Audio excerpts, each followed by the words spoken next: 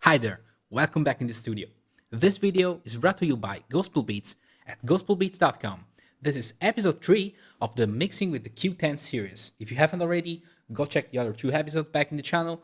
We're talking about leads, synths, and general extras in the session.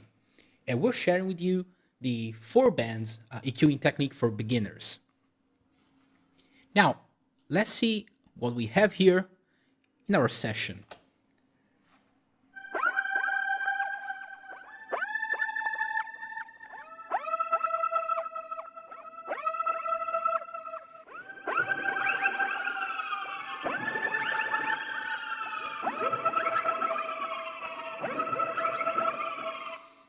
Now that's pretty cool. You have a bass lead here, adding some color to the mix.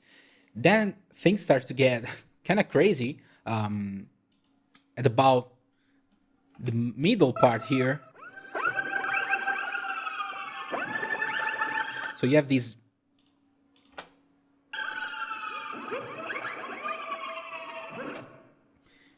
very wild kind of synth.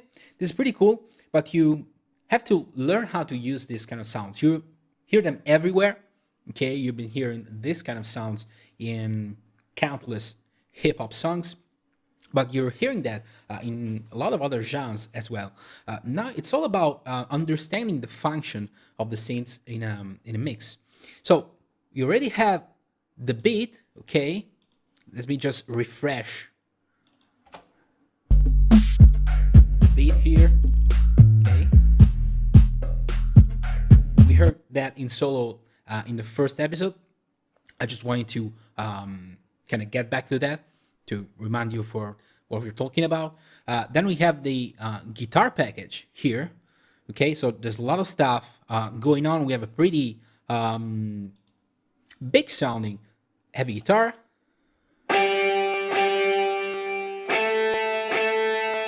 On top of that, we have another 2 guitars. So we have to create some space for the synths. Now, this is a color, so it kind of has to stay behind. And generally speaking, the synths are functioning as a glue to the mix. So you don't want them to stand out too much. You don't want them to be in your face. But you still want to hear them. Okay, they still have to be there.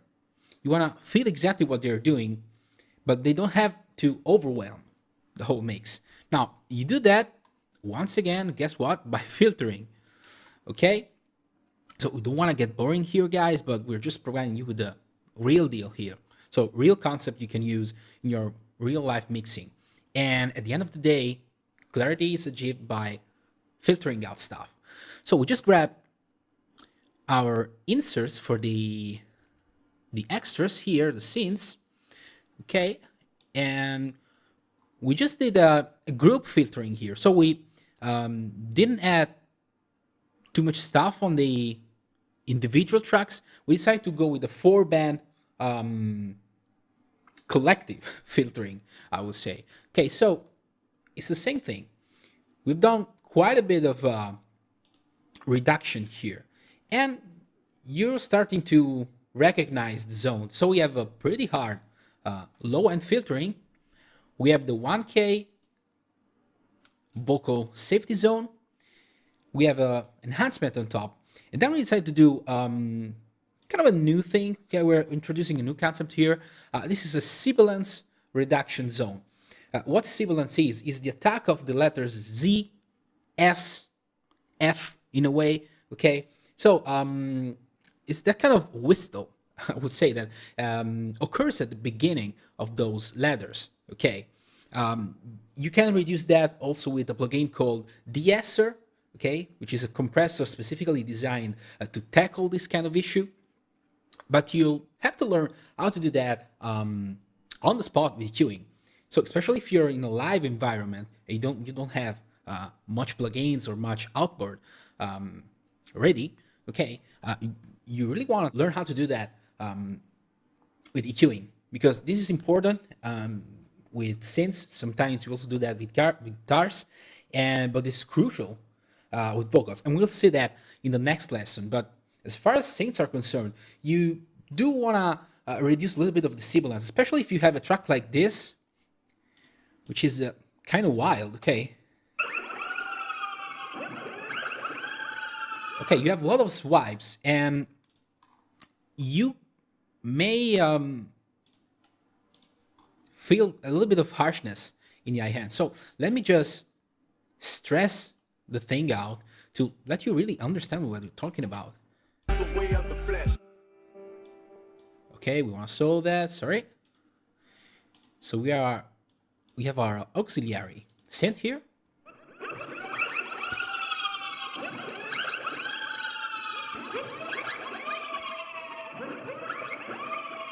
Okay, we don't want to have a sci-fi like effect. We're not doing movie sounding. Okay, so this may sound cool on its own, but once again, we have to make it fit in the song. So it kind of has to be in the background without getting in the way of other instruments, vocals especially. Okay, so we want to be pretty conservative on that. We also wanted to introduce a little bit of air in the eye hand. So you want to go with this kind of scenario. They want to kill the sound. Just want a little bit more clarity on top, right? So this is pretty simple. We're just applying the same concept here with some added clarity enhancement zone. Here we can be a little bit more precise as always. Here you don't want to do that, so we have this very handy Q factor knob here on the Q10, which is really super precise on the Q10, so you usually don't go all the way up to 100. And the guys at Waves did an amazing job in refining their algorithm so that you can really be surgical while queuing. So it's pretty convenient control here. And we use that to tame specific problems, and sibilance is one of those problems. So the key part here is having a good sounding EQ. That's where the Q10 really stands out. It's an all-around tool. You can do that to do basic EQing, but once you get more comfortable with your EQing capabilities, you can be very, very surgical and address specific problems without affecting the good stuff. Okay, so let's listen to the whole chorus. We're just excluding the vocals for now to let you really appreciate what we did.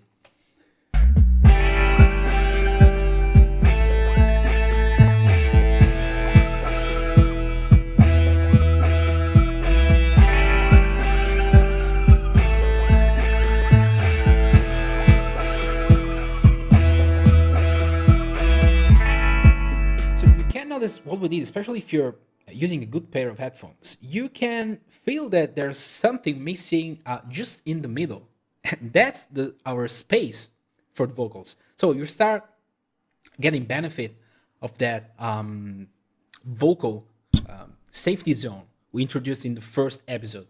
Okay, so we're stacking clarity in that spot since day one. Okay, we did that for the beat, we did that for the whole guitar package, and then we're doing it again for the synths, and that's crucial. Okay, so if you listen to what we did,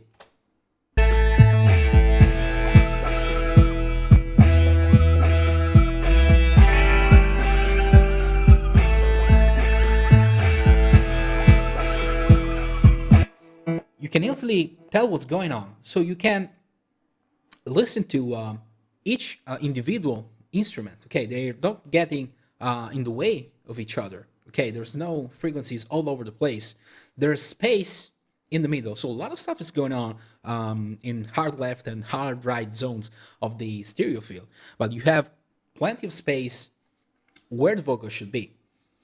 Okay, so once again, that's your job. And we did that just by adding simple filtering. Now, if I'm not mistaken, we also did this to the lead part. So once again, we did a little bit of filtering at 1K. We did quite a bit of filtering, I would say. So this is minus 7.3, and also a little bit of filtering in the high hand. Okay, so if we solo this,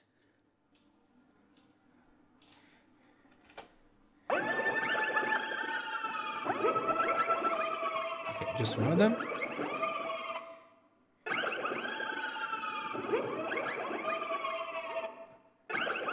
You don't do this. You just stop when you feel that you're in the right spot. Okay, so you want to filter a little bit of the high end without altering too much the characteristics of the sound, and you want to create space for the vocals. Okay, because if we engage all the tracks, you can easily tell when the secondary lead is engaging. Okay.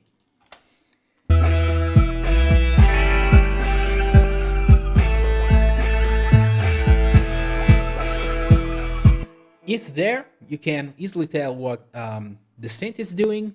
It's adding another layer of rhythm in the whole arrangement. Okay, it's creating interest in the arrangement. It's a very useful color, but it doesn't get in the way of other instruments. And you gotta be extra careful with the synths, okay? Because you feel like you need them, okay? There's something missing if I exclude the synths, okay?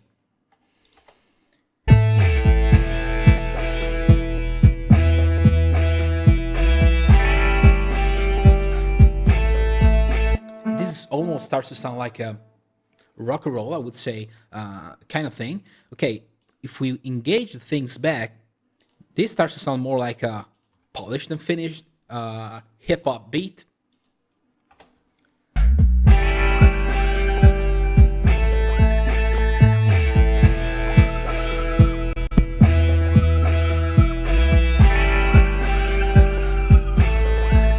So everything is perfectly clear. Everything has a spot in the mix, I would say, and we achieved that just by a little bit of filtering and by applying the same 3 or 4 concept in all of our tracks.